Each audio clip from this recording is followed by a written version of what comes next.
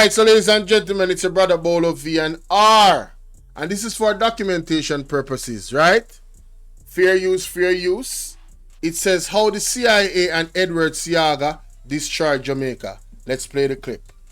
I agree with you, but you certainly make your case for the legitimacy of what you're doing very well.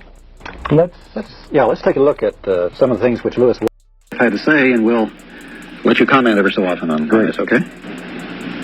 What, in the years that you've been publishing it, do you think are some of your most significant revelations? Are there some stories that even shocked you? Well, I think one of the big stories that we were able to document in some detail was the whole scope of CIA activities, similar to what the CIA did in Chile, and which was documented by the Senate Select Committee, was the whole covert action program in Jamaica in between 1976 and 1980. And we did a great deal of research into that, and we discovered in many ways a very similar program, almost a classic model that was followed along the lines of what they did in Chile, including three major categories: military, paramilitary activity, the use of propaganda in the media, and the third one, which was economic warfare, using the multilateral organizations, the International Monetary Fund and others, to withhold loans which had been promised to the Jamaican government. This is one example. What are a couple more of the details of that? You particularly mentioned those first two examples of actual paramilitary activity the CIA was involved in Jamaica. There was a fire, for example, that took place in Jamaica of an old people's home. I think 150 old and infirmed women, many of them blind, were living in this home. And as it turned out, the place burned down in the space of about 8 minutes, 7 or 8 minutes. It was discovered that the phone wires had been cut, and that their exits had all been blocked. Even those who could see their way out could not get out. And that the means by which the fire was set was the use of a petroleum jelly, which was unavailable in Jamaica. This was one indication, among others, that there was outside help. Why would the CIA, you might ask, why would the CIA want to murder 150 old women? It was because it was an effort, part of a very large-scale effort to discredit the government in Jamaica, which was at the time headed by Michael Manley, the Prime Minister. There were images produced of Michael Manley in the media, in the Daily Gleaner, which was the newspaper which the United States, through the CIA, helped to support. And there is a good deal of evidence of that. There were images of Michael Manley showing a death mask. I mean, it was his face which had been somehow made to look like a death mask, although it was pretending to be a photograph of him. And there were many ways to try and discredit him. This is very, very similar, in fact, to what the CIA did to try and discredit Salvador Allende in Chile. If you remember, Richard Nixon instructed the CIA in a meeting, which was in 1970 in the White House, and there was a document in the Senate report which is reprinted, and he said, "Make the economy scream." Those were his words. And that's, of course, what the CIA proceeded to do in Chile, and that's what they also did in Jamaica. They also furnished a lot of munitions and assistance to the terrorist squads that were going around killing people in the cities and also in the countryside in Jamaica as well. That's correct. Well, John, you had a trip down to Jamaica, and you saw a lot of these things about Jamaica with your own eyes, right? Yes, indeed. A very moving, a very interesting trip to me to see a target country at a time in the height of a CIA operation when I was completely outside. So there's no way that I could see the problem that journalists have always had when the U.S. government was targeting on a country in a situation, trying to destabilize it, overthrow, or manipulate the elections or whatever, of trying to figure out what's going on when you don't have access to all of the flow of cables and the discussions in National Security Council meetings and whatnot, or the planning. I observed that from published information, the CIA station there was quite large for that size of a country. It was huge, in fact. It was bigger than any station I knew of in Africa, although Jamaica was a fairly small island with 2 million people. That's typical of when the CIA has got a big operation going in a place. They beef up the station and beef up the offices back stateside. The tone and flow of articles in the Gleaner was, of course, as Lou says, definitely a chapter out of Chile or a chapter out of the Angolan operation. Every indication of a massive CIA operation going to destabilize the government, to make the economy scream.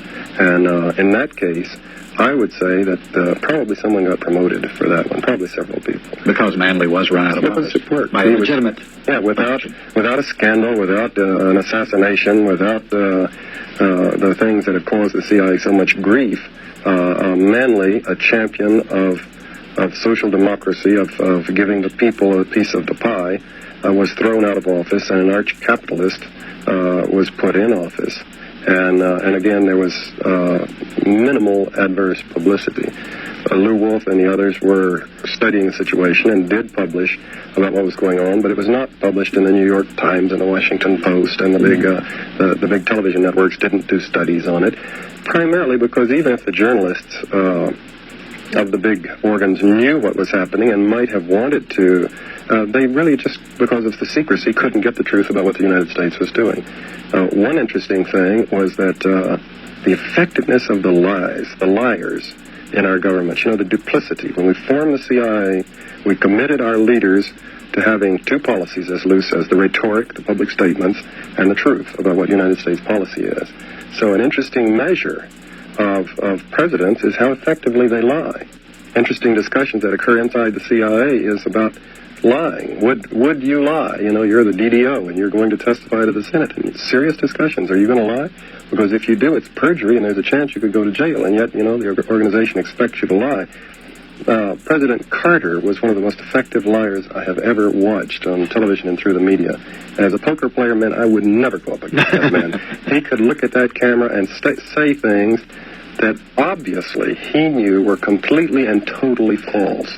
And I would study his expression, and I could detect nothing except occasionally a little wisp of a smile that wasn't consistent with what he was saying, like he thought it was funny. But one of his more classic... actually. Yeah, well, the smile that I was referring to wasn't that. It was just a kind of like he was repressing a grin, like he thought it was funny. How he rationalized these things, I don't know. But one of his most conspicuous lies was when he sat down with Manley just a few weeks before the elections in Washington and told him face to face that the CIA, don't have the CIA doing anything to destabilize you or your government. We have no such program going, when obviously he did.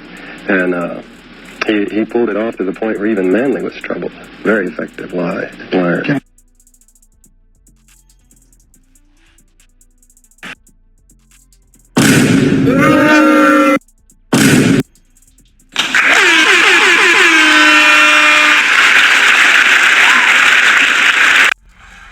Yep. There you have it, ladies and gentlemen. There you have it. There you have it. Seaga. Names keep popping up. Michael Manley. What he was trying to do. It seems as if, allegedly, I think I snapped. There were powers that be that did not appreciate Jamaica being a sovereign state, one that was not dependent on nobody else, that could operate within themselves and be friends with whoever they wanted to be friends with. Ace Josh 777 subscribe to the channel. It seems as if somebody did not want that to happen, ladies and gentlemen. And allegedly, they went above and beyond to make sure that it didn't happen. Can you imagine burning down a house with elderly people in it? What kind of monster does something like that? Just to discredit a man that is in political power. Allegedly, I think I snapped. So he may lose credibility.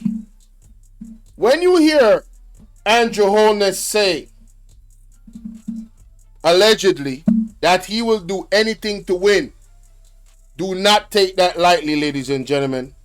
Given the alleged history that this political party has, allegedly, some of the allegations against them are, my God, as we just saw a while ago. And then when you look at some of the actual things that they actually did that can be proven, it's still, oh my God.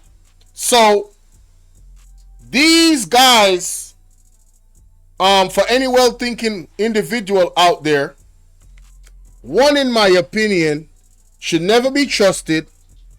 Two, should never be voted for ever again.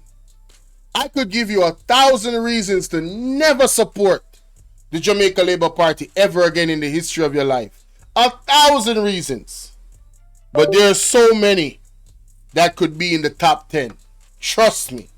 So, with that said, that's my time. I gotta get ready for work. Today was a long day, given my phone wasn't working when I woke up. It threw me off. And I'm still grateful that, I got this live stream done. And I'm still grateful for the people that actually came and, viewed the content. And shout out to the people that will watch the replay. Thank you guys so much for your time. That is my time. And yeah, we're going to get up out of here. Remember to like, share, and subscribe, all right?